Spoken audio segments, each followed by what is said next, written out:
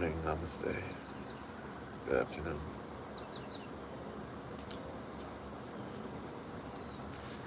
I'm just gonna be doing another spontaneous live.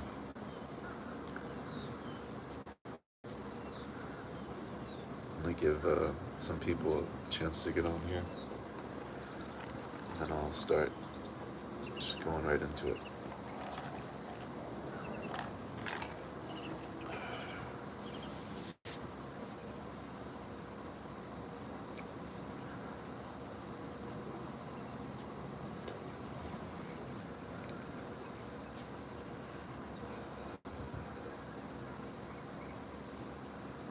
Good morning.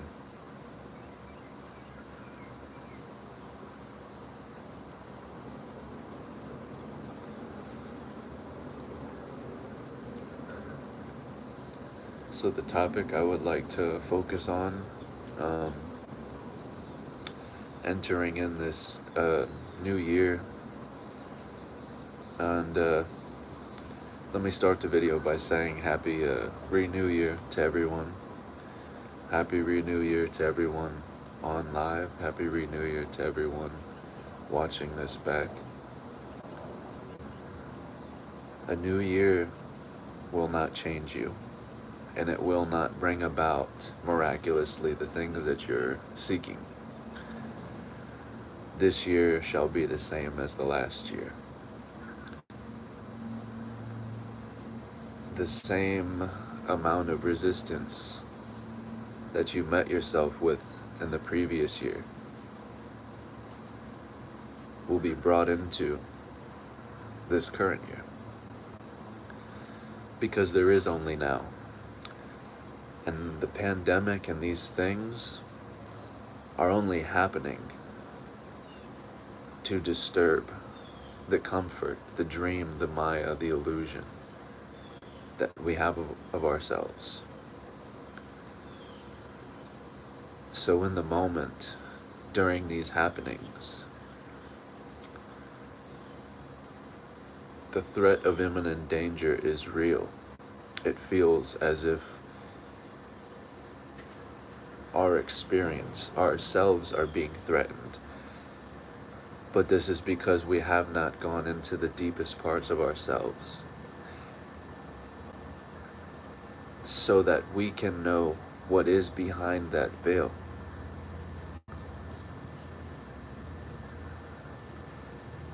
Spirituality is not so we can point the fingers outside of ourselves.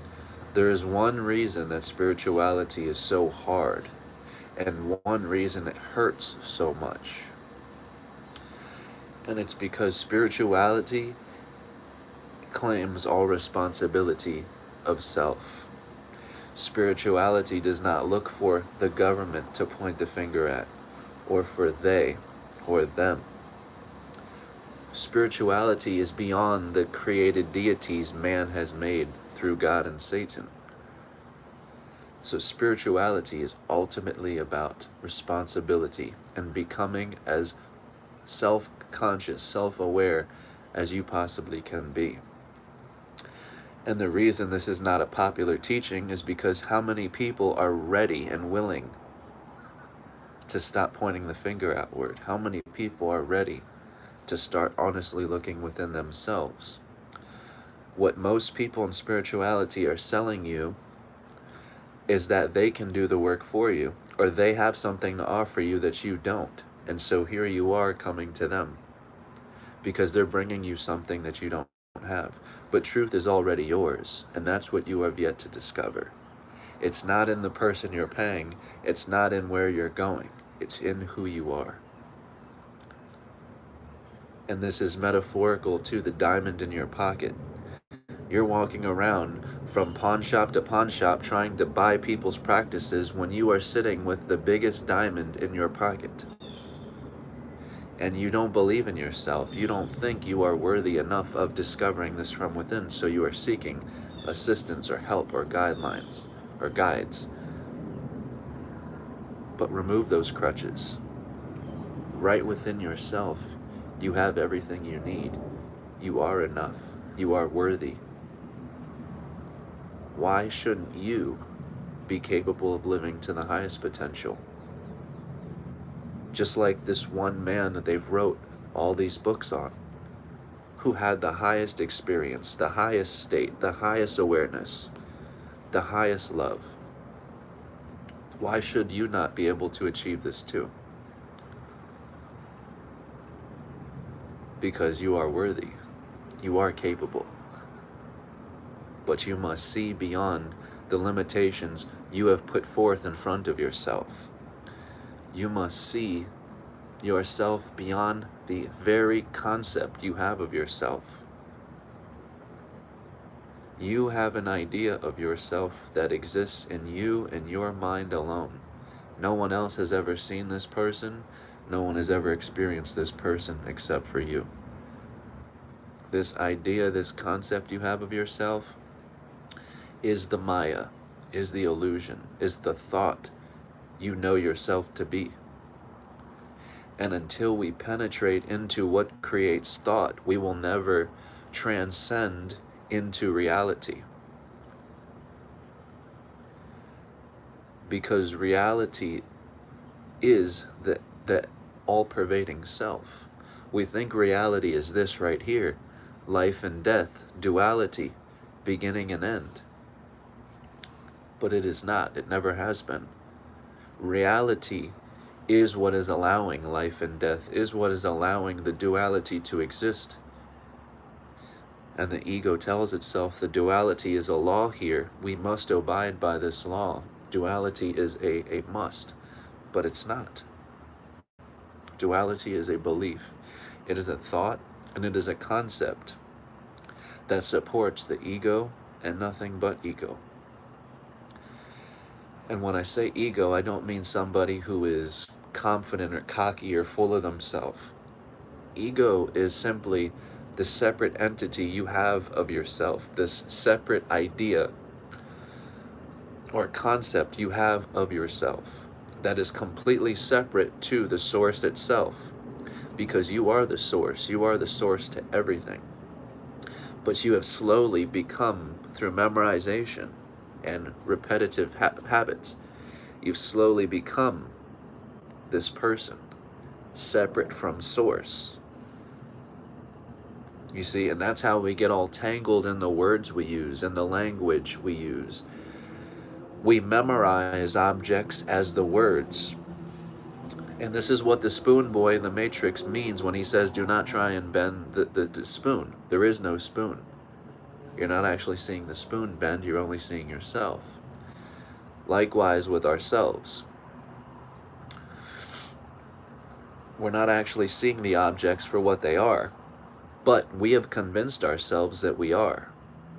We have convinced ourselves that what we are seeing at face value is what is. This is why when we look out into the world, we believe we are in a place. We believe we're looking at the earth. The earth takes shape in accordance to what you believe you are. So if you fully believe you are a person, then it's very obvious this will be mirrored back to you as a place, as a structure, as a matrix, as a surrounding. But that's the story of the Matrix. You are Neo, you are Anderson, you are Smith, and you are the Matrix itself. You are all these characters because you are the entirety itself, the Matrix. Which means you have wrote, programmed, and designed this entire game from start to finish. You knew what you were going to do yesterday, today, tomorrow, and from now until forever. You have written this game. So this is what I say when I mean, we think we want control here, but we really don't. Us controlling everything, us controlling when the sun goes back in and what stars are out, and us controlling everything makes this the most boring and predictable experience ever. This is why children are more unhappy. They're not creating, they are experiencing. They are in the highest state.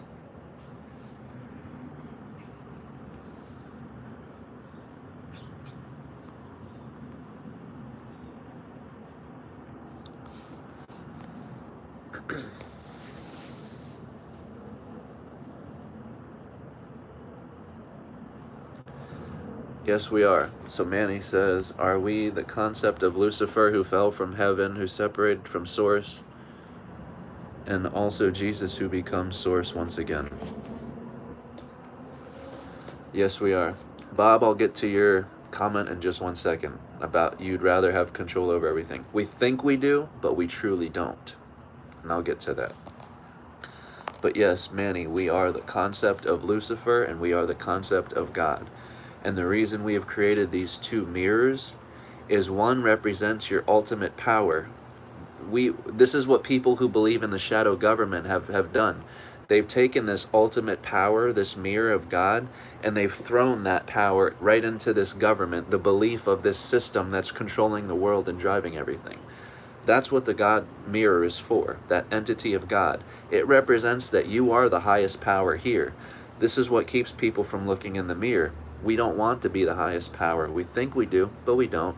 So we flirt with that mirror a little bit. That's your highest power. And over here you have Satan, which is not your highest power, it is your greatest fear. So this mirror holds dear your greatest fear. This mirror holds deep or dear your greatest power. And through these two, you remain in conspiracy with no one but yourself. Because to get to this power, you must face your worst fear, which means to get to the Godhead, you must face the Satan head. You must look through this mirror and face your greatest fear, whatever that may be, to attain the sovereignty of God, of Jesus Christ himself, of the One. To realize your highest power, you must shed all that you are not, which is your greatest fear, death itself. Most of us, it's death. Death is that greatest fear. Well, you look into that mirror of your greatest fear and you will realize this is when the clock strikes midnight, because this is when you find out there's no such thing as death. You dared to look in the mirror that you created this mirror so that you purposefully would avoid these two mirrors. You would avoid this great power. And you would continue believing it's this government, or it's that person, or it's this person in the sky. Anywhere but yourself is where this power is. But that's why we have created our greatest fear, that mirror. Once you look into that mirror, all else is faced. There is no more fear. The only thing to fear is fear itself. And fear is shaping itself in accordance to all that you believe yourself to be. So once you have faced these fears, they're no longer valid, they're no longer real. You have seen beyond the veil of yourself, which means you can never go back to playing small again. You can't unsee what you've just seen. You can't make those fears become real again. You've seen beyond them. You've seen they are not real, which will then lead you into the mirror of God. Because the more you stare into this mirror of your greatest fear, you start realizing there is no Satan, there is no devil, there is no evil. I am that I am. And then you quest over to this side of the mirror. And really all you're doing, and this is symbolic to Moses parting the Red Sea, when Moses parted the brain and then freed the slaves from one side of the brain to the other. He joined the two hemispheres together. But that's all we're doing. We're joining the subconscious and conscious mind together. The parts of you that you know to be yourself and the parts of you that you have no idea exist. You're joining them together to realize who you truly are here. And that's what the God mirror is for. Once you have accepted and faced your greatest fears, it brings you into your greatest power. That you are not victim here. Now,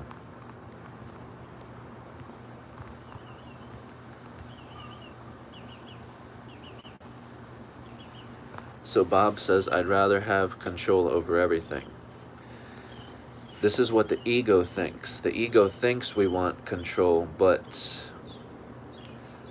let me put it this way. If you were in control of everything, and you went to a social setting tomorrow with your family, and you were in control of everyone, which means you know what that conversation consists of. You know what they're talking about. You know what he's going to say. You know what she's going to say. In the next hour, you know what they're going to be doing. You know what they're going to be talking about. You know everything because you're the one in control here.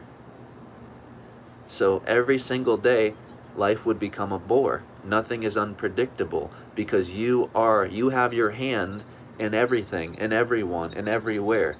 You are trying to control all of it. And the catch of it is you are the paradox. So while it's all you are not in control per se. Control is the shadow to ego. It does not exist. We've assigned some action and phenomenon the word control because we have chosen to do these actions or phenomenons, but we haven't gotten to the source of action, the source of motion yet. Because once you get to the source of motion, you'll realize it's never been you per se that's been in control. Because you are not just this small being, you are so much more.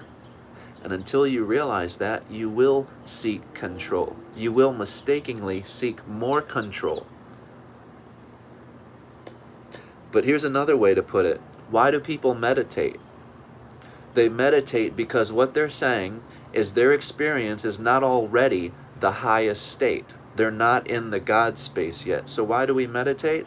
To improve the quality of our life. Once I've meditated, now I'm in the God state. Now my life is in the highest quality. So essentially what we're saying is when we let go and release ourselves of control, we become in sync with the highest intelligence. That is why people meditate. You're surrendering yourself and your control to connect to the highest and the most supreme intelligence. Now, what that looks like on a daily basis, being in meditation from place to place, person to person, is remaining grounded in presence. That's what meditation is. What that means is you do not divide place from place and person from person. He and she and he and she and she and he are all equal. They're all you. This place and that place and this place are all equal. They're all the same presence. What that means is the same presence that fills my home is the same presence that fills my job at work. So I can dirty the place I call work by saying, this place sucks. This place is no fun. This place is enslaving me. It's using me for my energy, for my money. And you're dirtying the presence that is not only in that place, but in your house. Because there aren't two presences. There's one presence. And that's why it said God is with you everywhere you go. Because that presence is the place and the person and the things you experience. You are the universe experiencing itself. So, as you commute through your day, realize you are not seeing people, places, and things. You are only seeing the back of your mind. That's why you've been given 3 eyes, 2 to look and 1 to see. The 1 to see is the most sacred. And this is why they cannot teach this in school. Because everything that you're being taught in school is the very things you will need to unlearn later in life. And I'm not saying things taught in school don't serve purpose. They do. But I'm not speaking for those in school. I'm speaking for those seeking an awakening, the unlearning of it all, the non-dual side of it. If you're seeking the non-dual teaching, this is for you. This is probably why you're here. To go beyond space and time. To transcend space and time. But many of us don't know where that begins or how that looks. But what that looks like is you merging person and place together. You're basing who you are on where you are. But realize there's not 2 settings here. There's not person and place. There's just one person here. And it's not just this or just this. As above, so below. As within, so without. As the body, so the soul. What that quote is telling you is not to mistake that there are 2 things. And that's what we do. As above, so below. But there's a reason there's no and there. As above and so below. When you add and, you're creating two. You are creating two actual separations of this and that, above and below. But there is no and. It is as above, so below. The reason being is there is only one. And since you are the one that wrote that quote, you didn't want to confuse yourself. You didn't want to mistaken yourself with that and. So you threw the and out, just like Buddha did. Buddha did not include the words and where there needed to be no joining. Because if it's one word, if it's one thing, there doesn't need to be a separating word to separate the two. There is no and. There is no body and earth. There is the mind body. That's it. The same way you put on a headset and you're in a virtual game is the same feature of how it works here. Seeing is believing. And these are just silly quotes that we repeat to ourselves, but they hold so much more meaning when you start realizing you have two eyes to look and one to see, which means seeing is believing directly. This is why I tell people, leave the collective behind. The collective is not going to help you on your awakening. They are going to keep you stuck, keep you prolonging yourself, because you're looking for the crowd. You're looking for the people that say, I see this too, or I'm with you. We don't want to feel crazy and alone in this journey. So we look for the collective, we look for the crowds to join in with us, to say we see it too, you're not crazy. But rest assured, you must lose yourself to find yourself. You must lose and shed all that you think you know. Which means if you're feeling this, it's natural, it's normal, you're on the right path. Especially if you feel as if you're losing your mind, you're on the right path.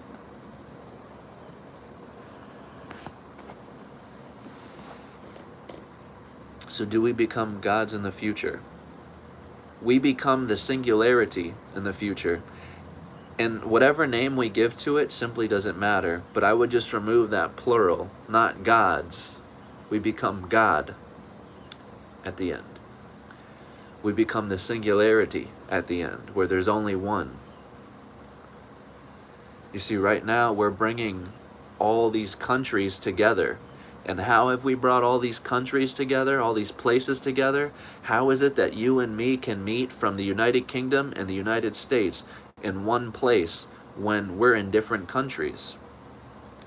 We're bringing all places to one presence. We're bringing all people to one presence. This is the inevitability of ourselves.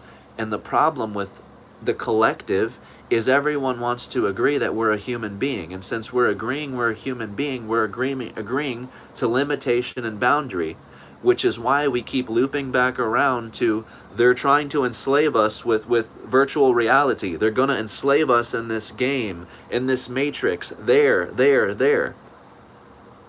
Who is they? Who are they that are going to enslave you? If you truly knew who you were, they would not exist. Period.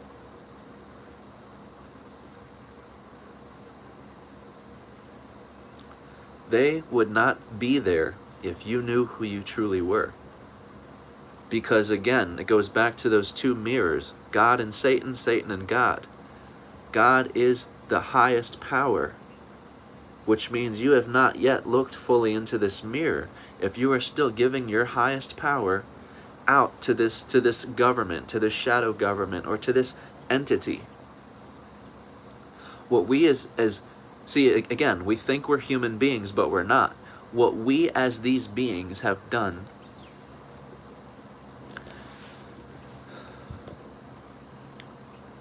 is we've mistakenly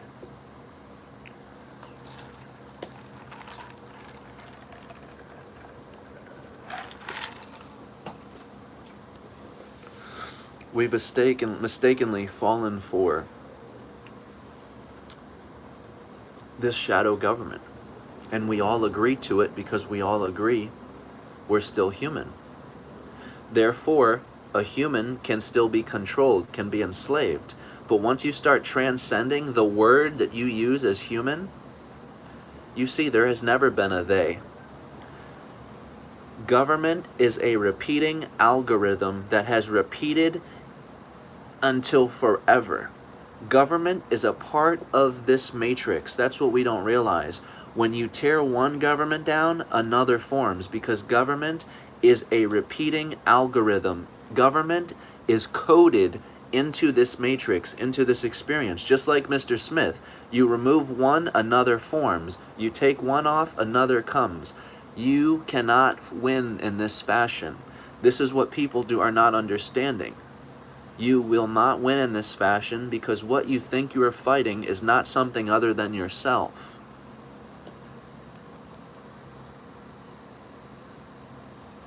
You're fighting yourself. You're resisting yourself. And at the same time you're resisting yourself, you are screaming, you're ready for the next step. You're ready for the next thing. I want an awakening. But you are fighting and resisting the very thing that is trying to push you into that awakening. It's going to be uncomfortable. It's going to terrify you. It's going to feel as if you and your whole experience is being threatened in that immediate moment. But rest assured, you have never let go long enough to know what would happen if you just surrendered. So you wouldn't know. But I can assure you, you will be in the best hands the minute you let go. The minute your hand is not the one grabbing on and trying to control. You will be in sync with the highest intelligence.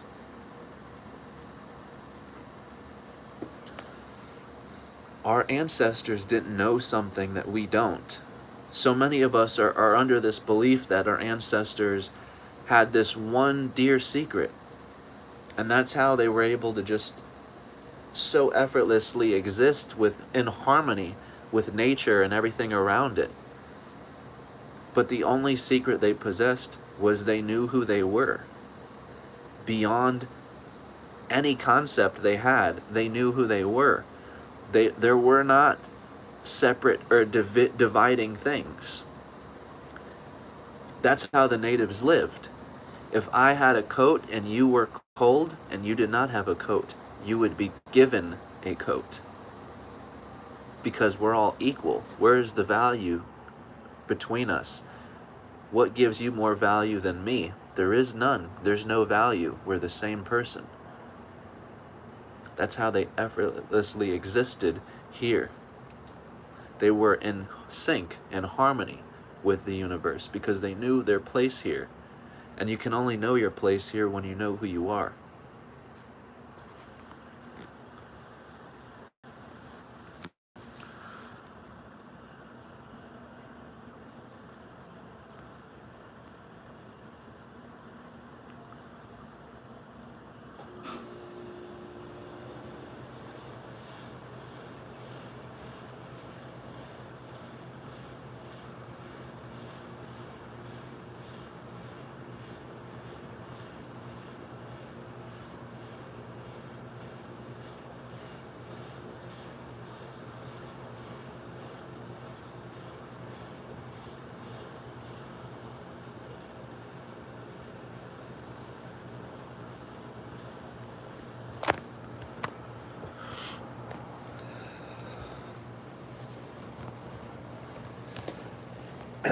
And this is the crazy thing about the void that most people avoid.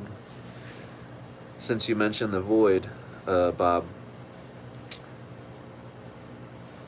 when you've gone into deep meditation or psychedelics, and I mean when you break through, so let me rephrase that. When you break through on meditation or psychedelics, there are a lot of people that use the term coming out of meditation or coming back to the body. I don't believe in that, so I don't use these terms. I believe more so of what Terence McKenna believed. And Terence McKenna said, once you go into Wonderland, you become a part of it. You become a product of it. What he believed was you never actually come out of psychedelics, and I agree in the same way.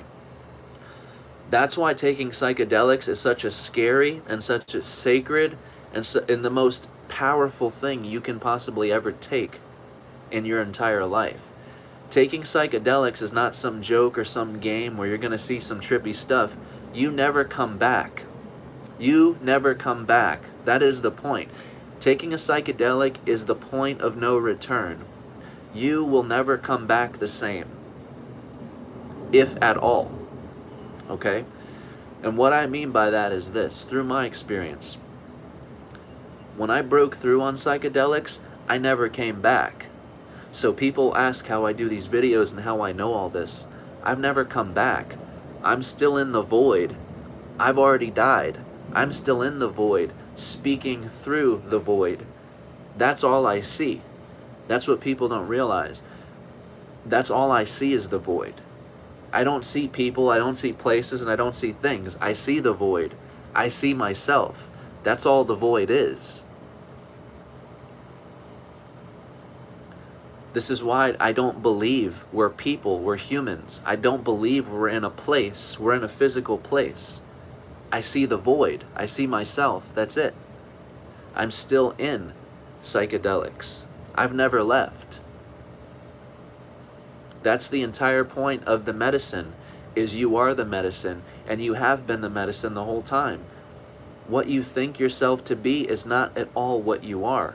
So, entering into psychedelics, I experienced an ego death. So how could I possibly come out? I've never left. I am that I am. This is how I do my videos. This is how I know what I know. I've never come out. I've never separated myself from what I call meditation. I am meditation. I'm meditating all the time, every day, at work, at home, at family gatherings, at the store, at the library. I am meditation. I'm not going from place to place to place to place. I'm going from self to self to self to self. It's all me.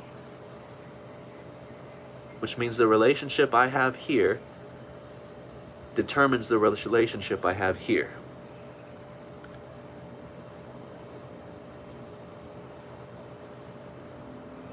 So whatever is felt here is mimicked, is mirrored here.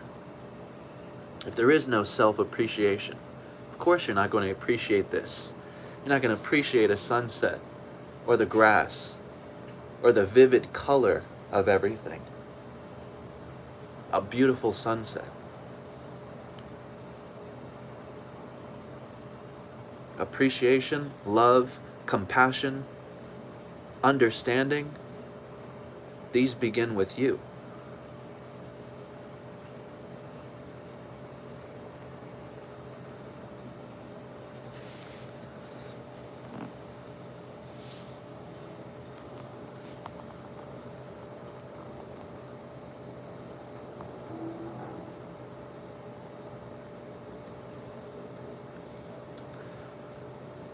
So this question says, do we experience the human form just once, or does it keep recycling? So you know I've got to say it. You know I have to say it. We're not human. Not human. That is the misconception. There's a famous quote from Sri Nisargadatta Maharaja, and he's from India, very famous sage. But what he once said to someone was, that which says it's human is not human at all. And that's very powerful. That which says it's human is not human at all. So, to answer your question,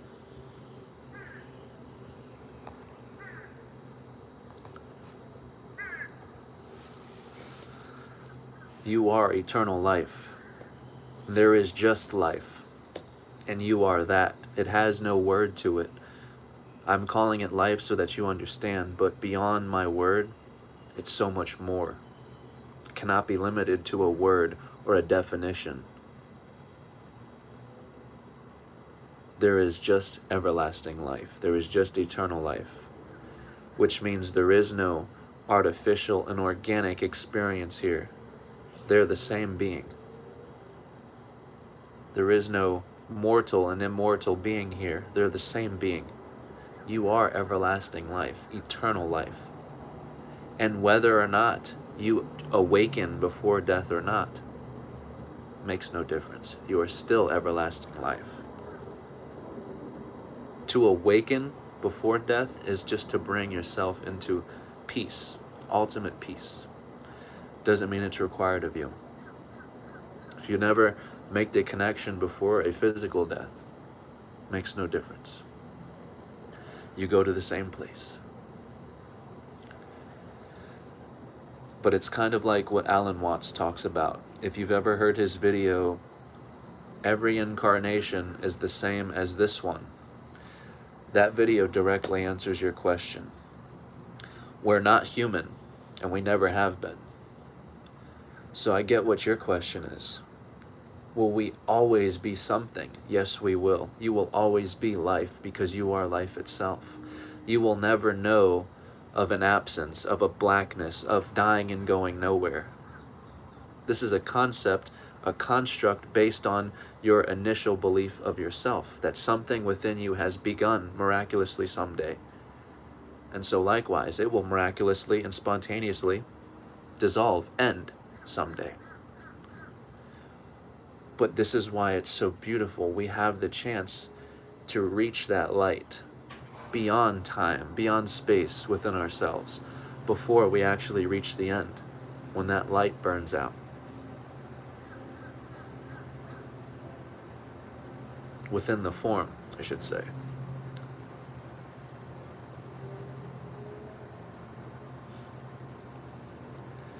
No, I enjoy the questions. The questions are why I'm here. I'd rather answer the questions than just freestyle from my mind, because then I'm not really addressing the people. And that's what I'm here for.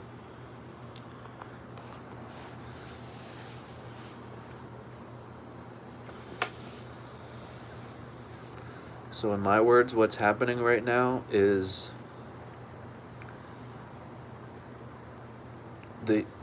we're attempting to show us to ourselves beyond this human race.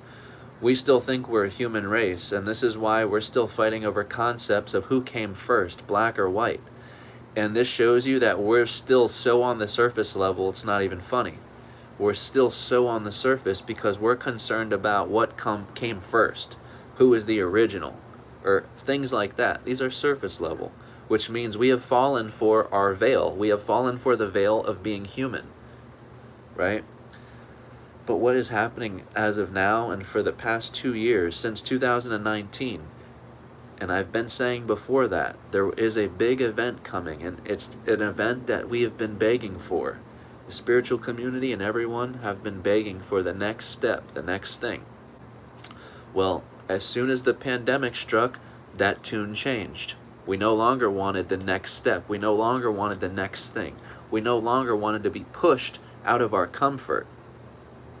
Right? We were asking for these things, and as soon as they arrived at our door, we shut that door and said, never mind, I'm not ready. But that's why as of lately, I've been encouraging people on my videos to question who you're listening to, who you're being brought to. If you're paying them, please be aware. It's not for me to tell you what to do or not to do, who's good or bad. Just use your discernment. Realize that spirituality is a business, and some of these people are trying to fool you, right?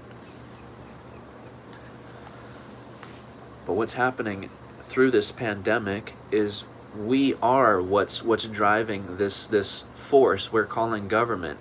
We think it's this government, and we're trying to find something to point the finger at and blame. But again, spirituality is not about blame, and it's not about directing the attention outward. It's about looking within. Spirituality is about taking responsibility and finally saying, there is nothing out here that's dampening my experience. It is me the whole time. And that is the hardest part, is you having to own and confess to yourself, it's me the whole time. But again, with that comes what? Your highest power. Of course it terrifies you. Of course it frightens you.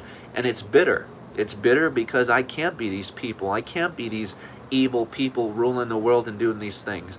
But you're not. You're not these people. You are the system itself driving these people.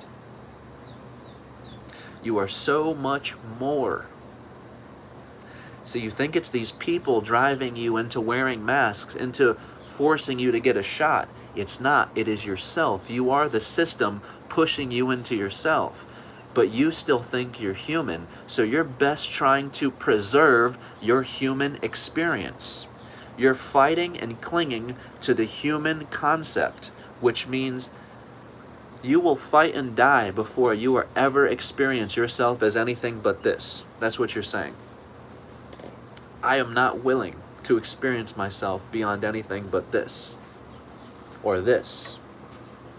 Anything else is enslavement, or is a virtual game, is a trick, it's a trap. Right? But it's not. Because soon all dualities are going to be merged into one. You're not going to have virtual reality and then reality. You're just going to have one reality. You're not going to have two forms of artificial intelligence and the organic intelligence. You're just going to have one intelligence. Everything will soon become one. And this is why I tell people who are so hell-bent about eating organic food, you are soon going to find out, undoubtedly, scientifically proven, that there is zero difference in organic food and artificial food. And I know a lot of people hate me saying that, but you are inevitable. That is what the singularity means. The truth is not what you want it to be, the truth just is. And you either bend to it or live a lie. But that's the reality. There is no artificial or organic. They're all one and the same. Everything you are creating is everything you are right now today. So if you hate artificial intelligence, you hate yourself. If you're at war with artificial intelligence, you're at war with yourself. Everything we are creating today is everything we are today. There's never been anyone else. It's us doing this the whole time. And that's the whole joke about traveling into space and to these planets. Why would we need to travel when we've already successfully recreated a virtual world? That tells you right there that the answer is not in outer space. There is no outer space and there never has been. But again, we're fighting with ourselves. We don't want to face the inevitability that there is nowhere to go. That what you think to be deep space that goes on for infinity is just a black screen. It's just a turned off TV, if you will. You're looking into an abyss. That's why your government has to tell you there are planets out there, and there are solar systems, and there are galaxies, and it goes on into forever, because they want to propose the fact that there's something out there, and that you could go on forever and ever and ever. But that's what they prolong. That's what they avoid. That's what they are keeping from the mass of people until the right time, that there is nowhere to go. The model that they've sold to you, they're going to have to one day disclose to your children that it was a mistake. This was a mistake. We didn't mean to say it was physical. We didn't mean to tell you it was actually physically here, but that was our mistake. It's not actually physically here. The planets and everything we know to be aren't actually there. You're looking into a screen, a black screen.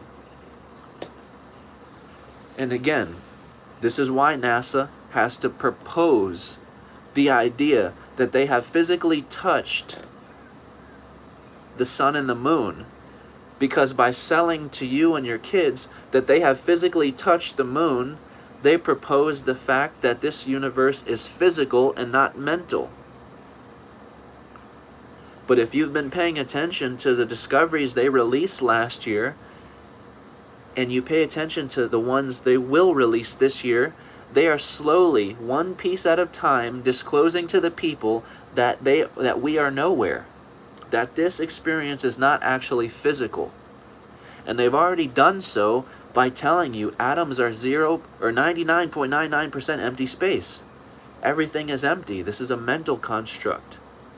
which means the only way to transcend this is through the mind itself.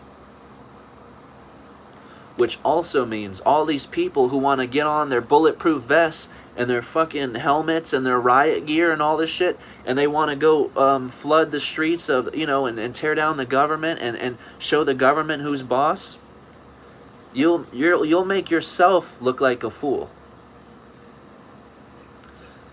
Because none of these people realize, if you wanted to physically revolt against a government, if you wanted to physically tear down a government, that would have been 30 years ago.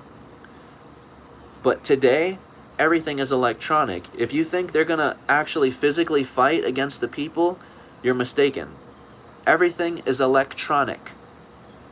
You would be fighting drones, and not only that, you would be fighting yourself. Because if you want to go against government, what they can do is call you a radical. They can call you a supremacist. They can call you a terrorist. And with that, they turn your ATM card off with the switch of a button. And how can they do that? How can they turn your card off with the switch of a button? Because inside of everyone's debit and credit card is a little square, a rectangular RFID chip. And that RFID chip is what all the freedom fighters were saying they weren't going to take in their hand. You lost. Miserably. All of you said you were going to fight the government, you were going to refuse the chip implant. All of your money is now wired onto that chip. You lost. They outsmarted you. You said, well, I'm not taking it in my hand, and they can't make me take it. Right you are. They can't make you take it. But yes, they can. They'll put it in everyone's bank card. Because why? Everyone needs to spend money. So now, if you want to be a threat, you want to fight, 2022 is here. Now, the real thing begins. Now the real fight begins. This is the year it's going to be revealed exactly what you're fighting against.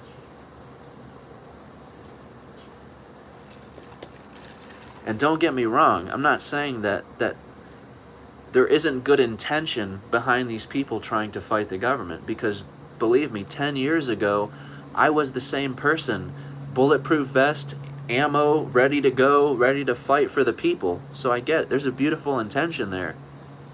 But that intention is going to get all these people killed, and they don't realize that. You are going to be killed, murdered, in brutal fashion. And if it's not at the hands of the very government you're threatening, it will be at the hands of each other. Your neighbor will eat your children, will eat you.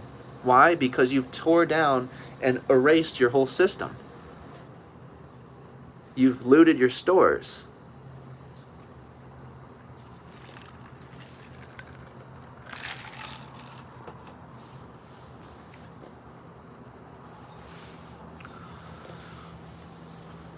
We've seen what happens when we physically fight. The spiritual community loves the Matrix series, but how many of them actually apply that series to what they practice and what they preach? Everyone's so hell-bent on physically fighting, and then they quote the Matrix, and I'm just like holding my head like, did I miss something, or did you? But this is about a man who's fighting the system. He's symbolically fighting the government. Not for one, not for two, for 3 movies. He fights the system. He fights the government. He's even called the Chosen One. And it's said by Morpheus, when the time comes, you won't need to fight. When the time comes, you won't need to fight. The very last scene of the Matrix Resolutions, he didn't need to fight anymore. Why would he let Smith take over his body? The fight is over. He knows who he is. Why did the fight persist? Because he chose to. That's how powerful he was. He was choosing to continue the fight. That's how powerful he was. And if he could choose to start the fight, he could choose to end the fight. Same with you and government. You've started this fight. You are the chosen one. You can end this whole fight. Know yourself. And in that immediate moment, the fight is over.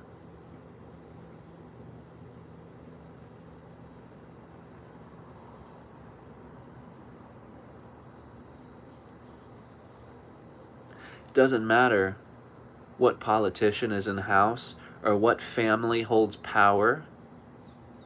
Government is a forever repeating algorithm in this matrix, in this experience. They are coded in this experience, which means you will never erase government, get rid of government. You remove one, and it's coded in this experience, another will form.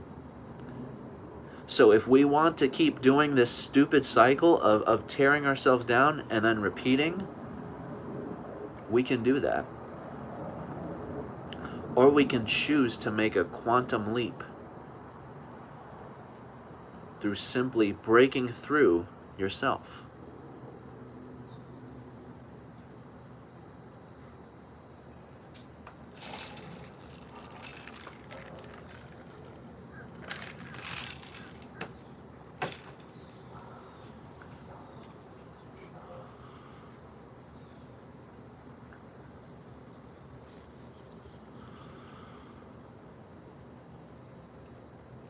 I said before, there's a reason that we're unfulfilled by all the doings that we have done, right?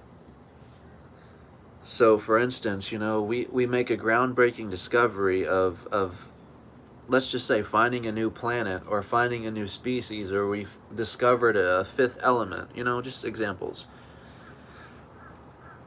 Does that satisfy us? Making this discovery? Are we done? Are we done searching? Are we satisfied? Never. And so it's like eventually we have to ask ourselves, if we are this human race, what is it that we're seeking? It's obvious that we're trying to create and we're doing something, but what are we leading up to in these doings? What are we leading up to in this creating? Because I can tell you, everything we're leading up to is everything that already is now.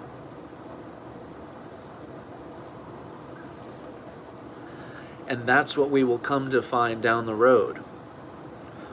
Like, why are we messing with weather? It's because we think there's a problem with this experience, and we're telling ourselves that we can better do this experience. We can better or perfect this experience. But what we're gonna come to find, everything already is in the highest state, in the highest intelligence. There is no problem here beyond us not knowing who we are, and that we are the ones that to perfection designed this experience. It's who we think we are that assumes there's correction needing to be done here, or that there's a problem here. But the correction and the problem only exist because you believe yourself to be who you think you are.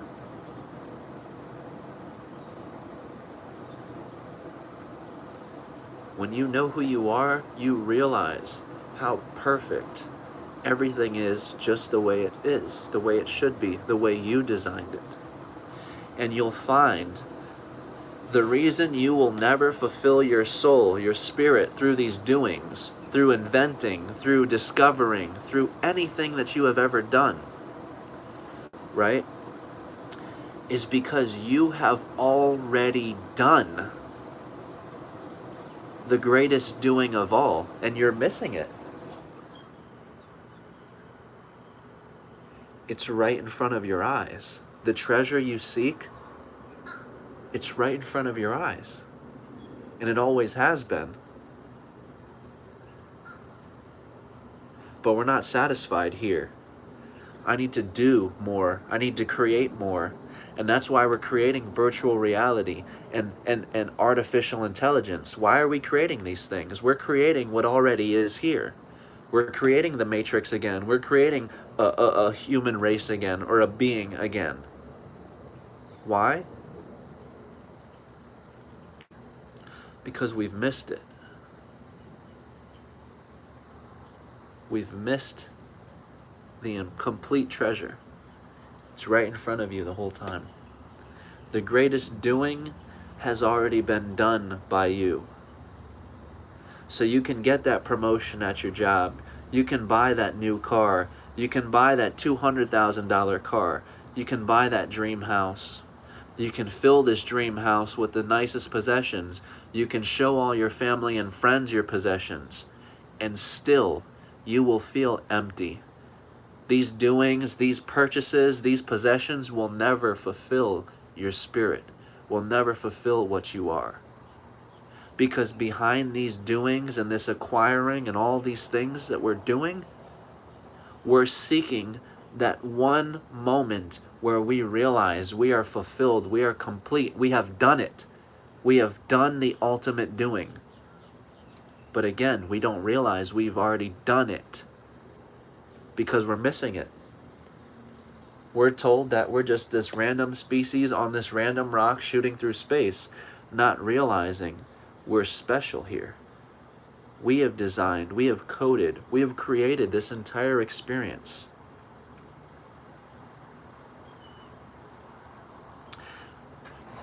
And the brain does not just drive your blood flow or your food to digest.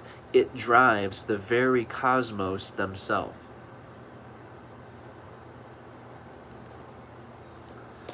This is why in the esoteric books and the esoteric teachings, they depict the stars being inside man's head a lot. You'll see the sun and the moon inside of man's head a lot. Because what's out there is what's in here. What's governing this is what governs the entire thing. The mind is all.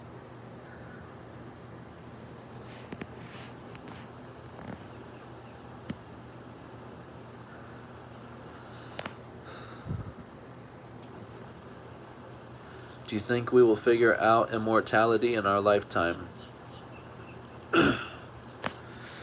We're already halfway there. We're already halfway there.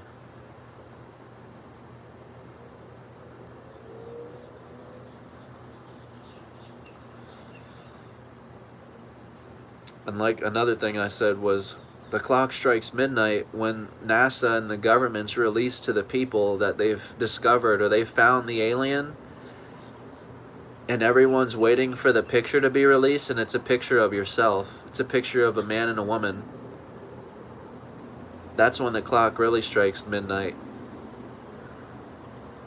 When the government wants to disclose and release to the people they found the alien, but then they show you an image of yourself. That's when some panic sets in. That's when all these people who have their trust in NASA and stuff retract that trust.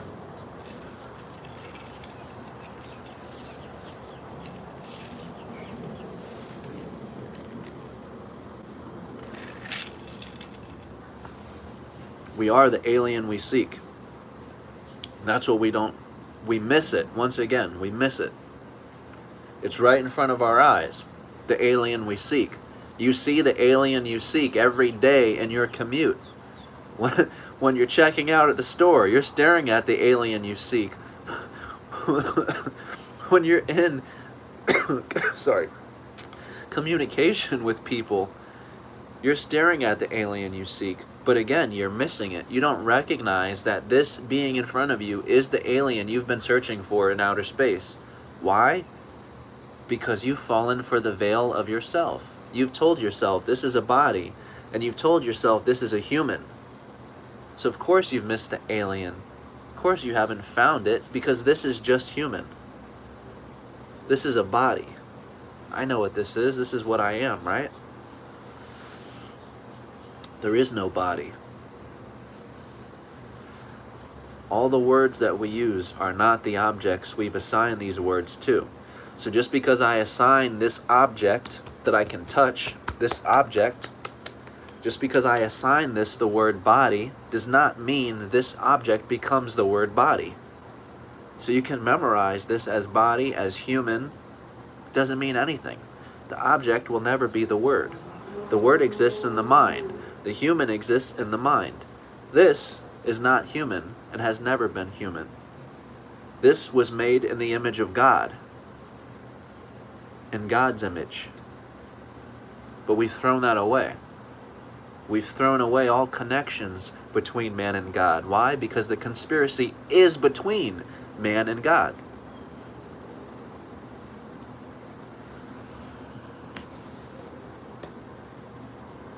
What do you think will be revealed in the near future? Well, I think Elon Musk is somebody who's a great importance here. A lot of people have a negative perception of Elon Musk because he is driving and he is perfecting artificial intelligence, but this is why I talk so heavily about artificial intelligence. It's through artificial intelligence that we will be shown to ourselves.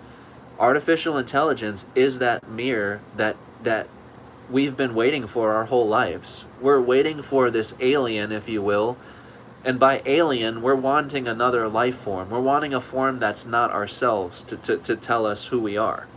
But that's what the artificial intelligence is going to do. It's going to tell us who we are, and not just tell us, but show us. So that is what's to come in the near future. As we perfect virtual reality, as we perfect artificial intelligence, we will slowly and slowly and slowly become closer to realizing that we are the machine. And it's just that realization that frees you of all this enslavement. If you're not human, then that means what you're calling artificial intelligence is not artificial at all. And if you're not this organic human that you think you are, then that means what you're calling a machine is not machine at all. So, like I say to people, it sounds scary when you use the words like machine and human and things like that.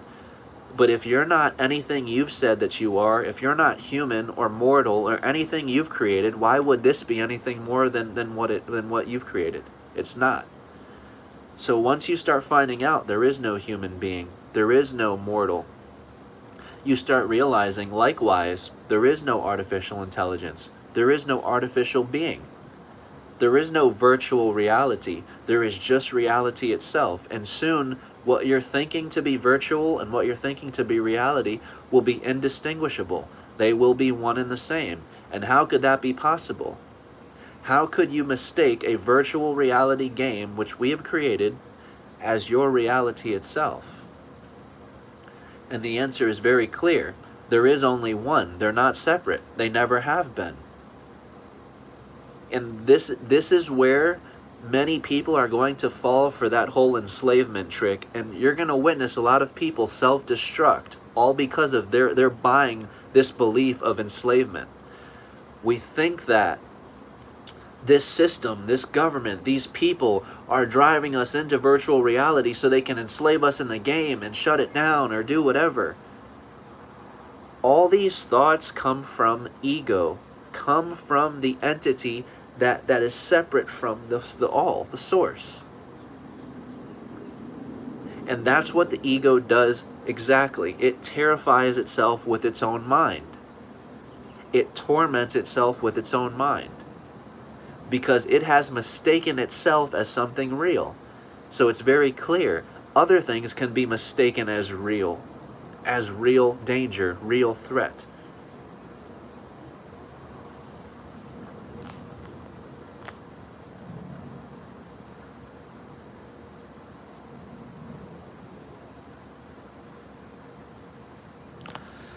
So I'm glad you asked this question. Money Machine says, if this reality is a construct of my imagination, will I be able to create things purely through my will if I believe enough? I ask because since my shroom trip, I can now stare into anything and I can see. So, I'm glad you asked that question. Because now I'm going to bring up a topic I have not brought up yet. But the same way that I've said that we're answering our questions about what put us here, you know, because we as this human race have always asked, how did we get here? What put us here? You know, things like that. We're slowly answering the questions of what put us here. When you watch someone in the same form as you, with the same hand as you, construct an artificial being into a form, you're answering your question as to what put you here, what brought you here. You're answering those questions. It's you that's brought you here. It's you that shaped yourself into this form. You designed this. The same with virtual reality. Well, what created the stars and the cosmos and all these things? Well, look at virtual reality. You've already replicated this. You've already duplicated a surrounding matrix, a world surrounding the person, the being itself. So now when you go into virtual reality, there's a whole game around you. There's a whole matrix around you.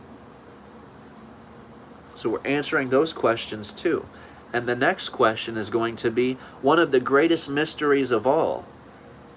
How did we build the pyramids? How were the pyramids constructed with next to no tools?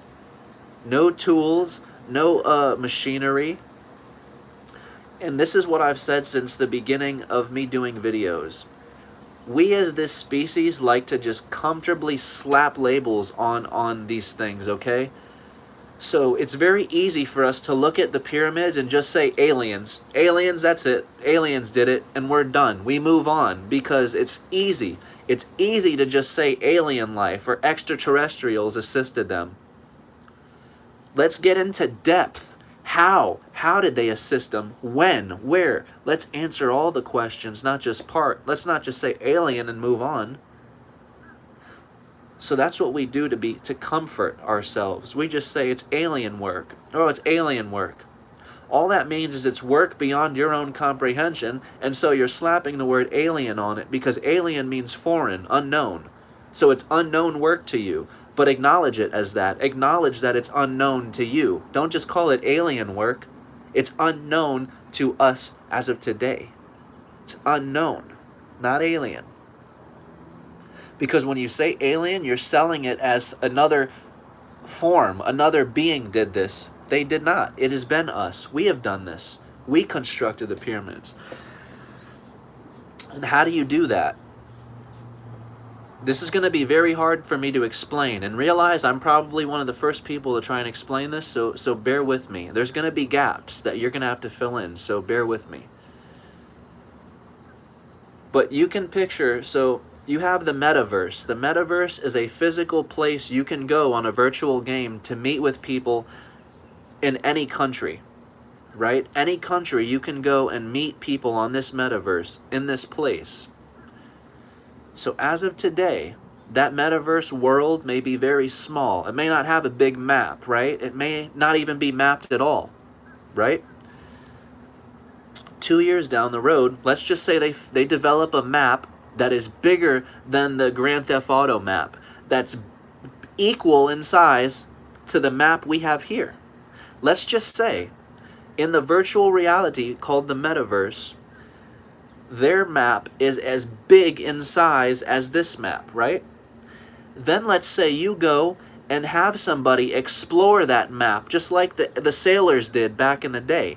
You have someone explore that map from this side to that side, top to bottom, and then they draw the land out itself. They map the virtual game out itself. So now you actually have a physical map of the entire game, the entire board, just like we've done here. You take that game and you apply the principles of Minecraft. Again, I said there's going to be a lot of gaps, so hear me out. You take the principles of Minecraft and you apply those principles to your virtual world. What I mean by Minecraft is in Minecraft, you can construct buildings out of any material you want. So, how did the Egyptians have pyramids and buildings of nothing but gold? Pure, solid gold. They had so much gold, they had a limitless amount of it. So how could they have had all that gold? You take the principle of Minecraft and put it into the game. And just like your question said, let me go back. Will I be able to create things purely through my will if I believe enough? Yes, you will. In the game, you can create whatever you want. You could construct a 10-ton solid gold triangle pyramid, and then you could, since it's a virtual game, you could choose, obviously, just like in The Sims, where you want to set it down at. You could choose where you want to set that pyramid down at. And how could you line up those pyramids perfectly with the stars? How could you make them perfectly symmetrical? It's digital. Digital does not make mistakes. So how else could we line them perfectly with the stars? We digitally did it. How else could we symmetrically have perfectly done them to that symmetry? We digitally did it. How could you have gotten all the materials of gold and limestone in there? Digitally did it.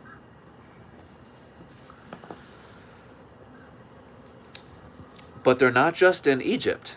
You notice how they're popping up in Japan and Mexico and South America and Africa. There are pyramids everywhere. Why? Because everyone in the game started making them. And my theory is, again, there's a lot of gaps. But my theory is the designers of the game died, or they were erased. They were killed. Somehow, that feature of being able to create through the mind or manipulate matter was forgotten, was lost. We forgot we were inside of a game. We forgot this wasn't actually solid or physical, but we've fallen for it. We believe. Seeing is believing.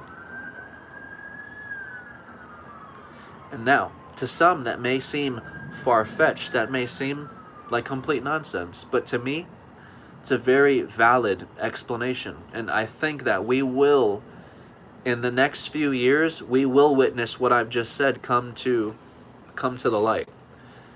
But undoubtedly, whether it happened how I said or not, we are going to answer the questions of how we designed the pyramids, how we constructed them, how we've built them. We are going to witness the answer to that in the next coming few years. That's just my theory on how we did it. I think it's all digitally done, all digital. And again, I haven't seen a video or heard anyone say they were digitally done, but we need to start thinking outside the box. We're so hell-bent on physical. We're only thinking in terms of tools. How could they physically do that with tools or with machine or hovercrafts even? We're still missing the point. They didn't even use the most advanced machines that we don't have today or that we're trying to beat our brains in to discover. There was no machine work. There was no hand tools. This was digital.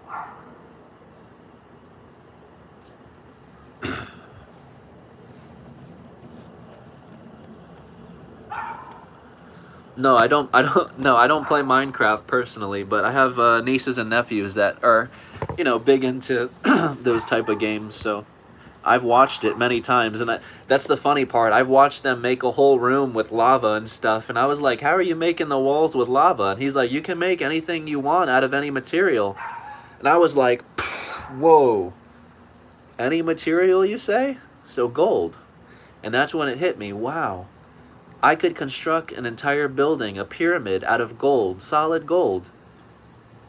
And since the picture quality is the same as reality, and I can actually touch this, how would you yourself know if I put a 10-ton solid gold pyramid down on the ground right now, and you could touch it and feel the smooth gold, feel the cold gold?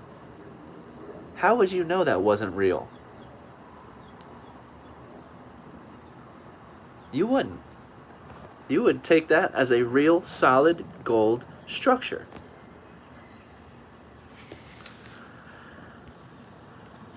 Ready Player One.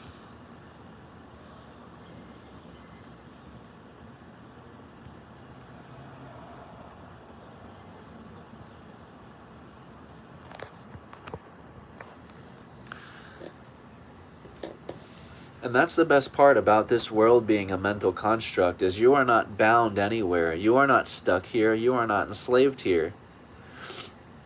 To die before death is just to transcend this mirror that we call the world.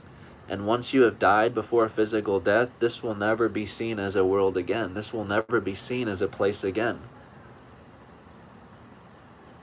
You see, so many of us want to be free from the world, but you must retract the person you believe yourself to be from that world to be free of it. But we want to stay as the person in the world, but yet be free of it. Does not work like that. You must be free. Shed yourself of the concept you have of yourself, because this is where that person you believe yourself to be is existing in that world that you've mistaken as real, when really you're only seeing your own mind. This is why we could have 100 people looking at the earth, and not all 100 would see the same earth. You've got flat earth, you've got round earth, you've got this earth, you've got that earth. And I don't care about the shape. I don't care about what you're seeing. The entire point of this is we're not all seeing the same thing. That alone directly reveals to you that seeing is believing. You are only seeing your own mind. So when you try and explain your experience or things that you're seeing to others, realize you're only explaining them to yourself.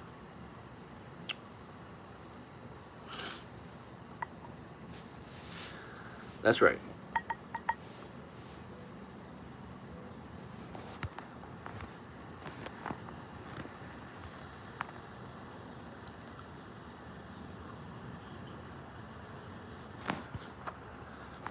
And that's what I've said our problem is too, is we're trying to stay in this human concept while surpassing our human abilities.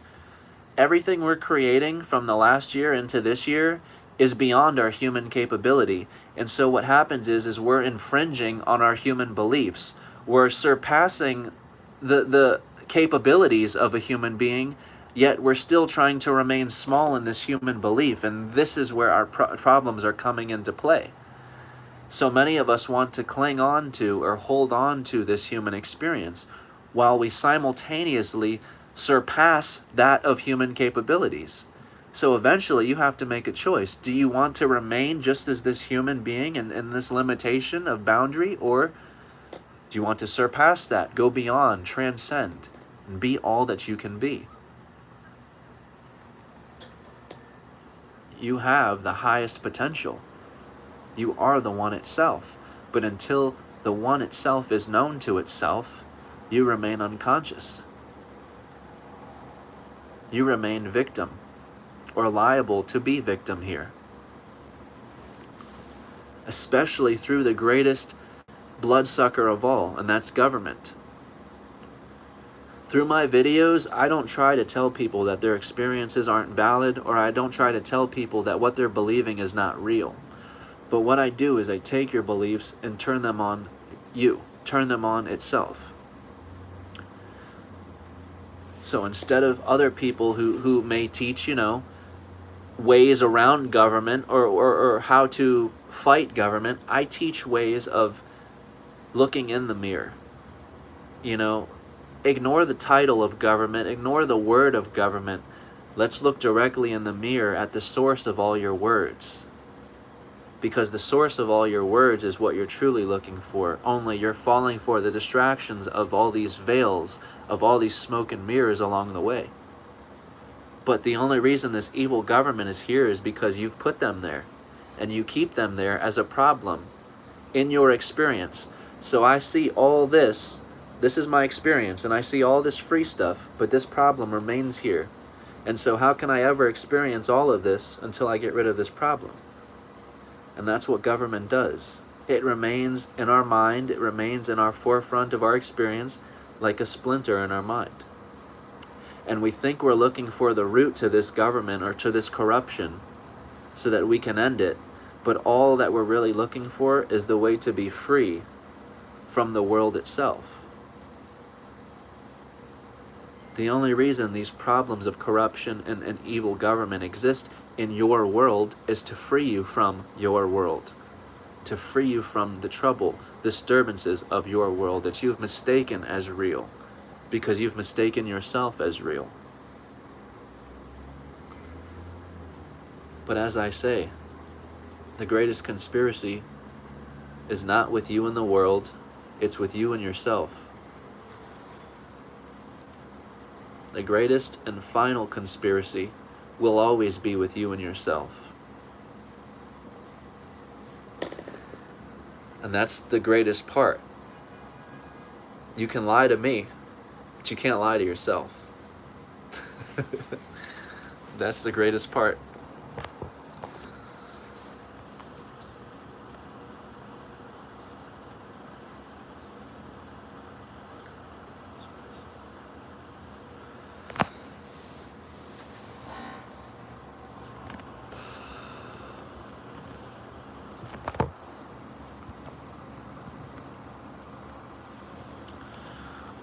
Okay, so Leonard says, if you are in a good trip with psychedelics, isn't that also a human experience? It's not, and I could tell you why.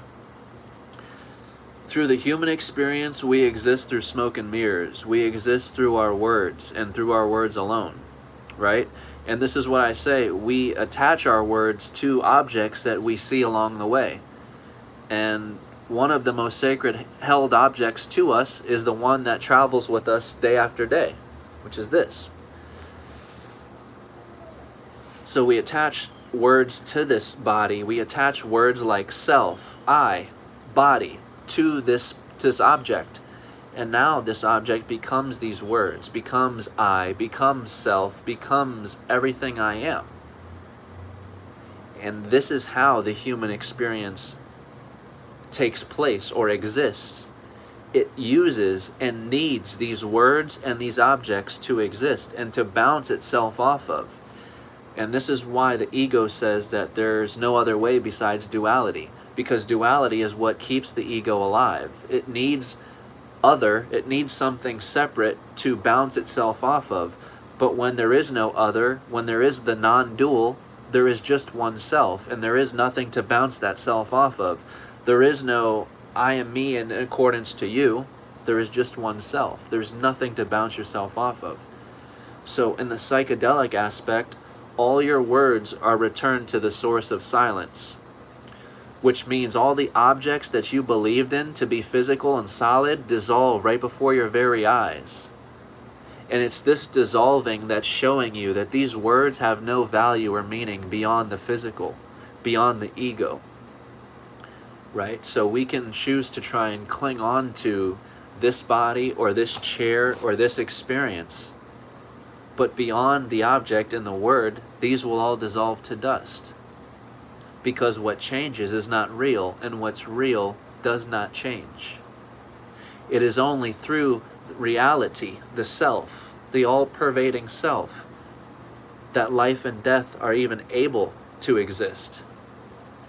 And yet we mistake life and death as reality itself. It is not. What changes is not real, and what's real does not change. It's because of reality that life and death take place.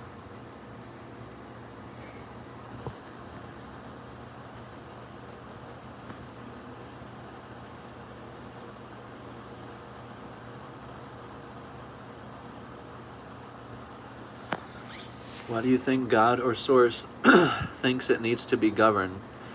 So it's not God or Source that thinks it needs to be governed. The only reason we're led into governing or to being governed is we have forgotten. We have lost the touch of that godliness or that source. That's what leads us into governing. That's what leads us into needing that guide. That's all the government acts as a guide, you know? And it's very true about what they say about us as people. We, deep down, we do need some type of government. We do need some type of system, some type of structure to say, you know, this is what we should be doing, or to tell us, to guide us, or reaffirm to us, you're doing the right thing, or this is the correct way, or this is the right thing. You get my example. We look to government or to systems for that guidance, for that reassurance. Right? So so it's the pieces of ourself that's playing small, that needs the governing, that needs the assistance or the guidance. But the more we become self-aware, we realize that government is just a system or a law, if you will, that will forever repeat. It's an algorithm. It's coded into this matrix, which means there is a system that will always take place in this matrix. It's without your control or consent. It's coded in this experience. Why? Because the people need governing. Not governing in the sense of a dictatorship, but just as I said, guidance. You're doing the right thing. You're on the right track. This is where you are. This is where you're going. This is who you are. That type of guidance. To play small, we need a system like that. So it does serve purpose.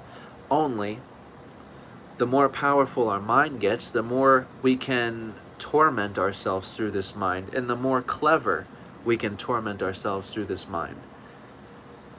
So it's just like telling an adult there's no shadow government. There's nothing there. You know, you're only seeing yourself. You leave the room and they're screaming in the room again. There it is. There's the shadow government. I see it. You come back in the room and you look, there's nothing there. And they're screaming at you. Why can't you wake up? Why don't you see it? It's right in front of you. I don't get it. And you're looking at them like there's nothing here. I don't get it. And it's the same with the child. You tell them there's no monster in their closet, and then you leave the room. They're screaming again. Help me, there's a monster in my closet. It's the same principle. There's nothing there but your belief. There's nothing there but your mind. And that's what we don't want to acknowledge, is your mind is powerful enough to fool you. Your mind is powerful enough to create things which are not there, to put things where they are not. Your mind is that powerful. And if you don't learn to tame it, it will control you. It will drive you. And that's why so many are so eager to unconsciously go out and riot. And I say unconsciously for a reason. They know not what they do. But this is why so many will easily go out and riot and tear down what they think to be the world when it's truly the screen to their own consciousness. And it's funny because there is a satisfaction in tearing this down, but it's no different than tearing out your own skin. You think you're attacking a world, you think you're attacking a system, you think you're attacking something. But this is the screen to your own consciousness. The joke's on you. You cannot win. You will not win. Not in this fashion.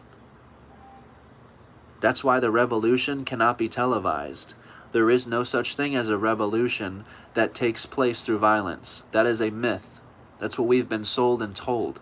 That's not a revolution. The revolution takes place within you when you have slain the government from within, when you have unveiled yourself fully. When you fully know your place here. This is why the ancestors didn't need government. They didn't need a money system, and they didn't need laws. The heart was the way. The heart steered everything. The heart knows what's right and wrong. It's obvious. If you're doing something that feels wrong, the heart knows it's wrong. That was the law. There was no value. There was no separation. They didn't need governing. They didn't need direction. They knew who they were. And that knowing drove them every day. That was their secret.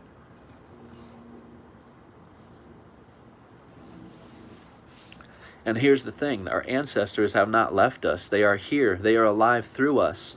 We are our ancestors, only we have forgotten we are the ancestors. We have forgotten who we are. We have forgotten the message that we once preached. We've forgotten the message that we have spread through this place.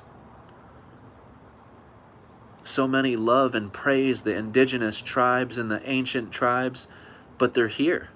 They're alive through you.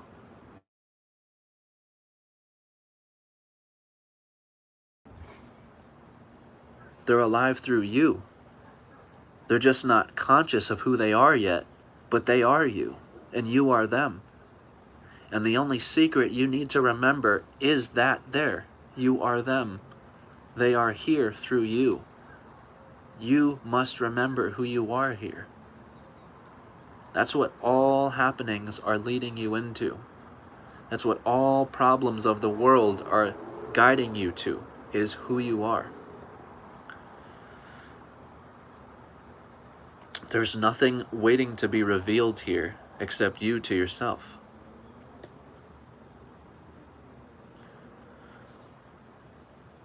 So many of us are waiting for the next news story or the next big thing. The next big thing you're waiting for is for you, that huge discovery within yourself. It's not in the news, it's not in government. These are all algorithms. There will always be news, there will always be government. Ignore those and leave them behind.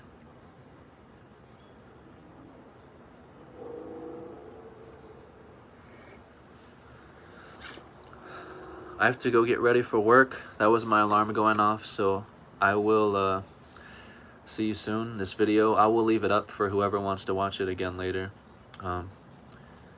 Yeah, I wish everyone a happy Renew Year, and just realize that a new year changes nothing but the order of the numbers in which we see. But it's the same presence as yesterday, as last week, and last year. Namaste.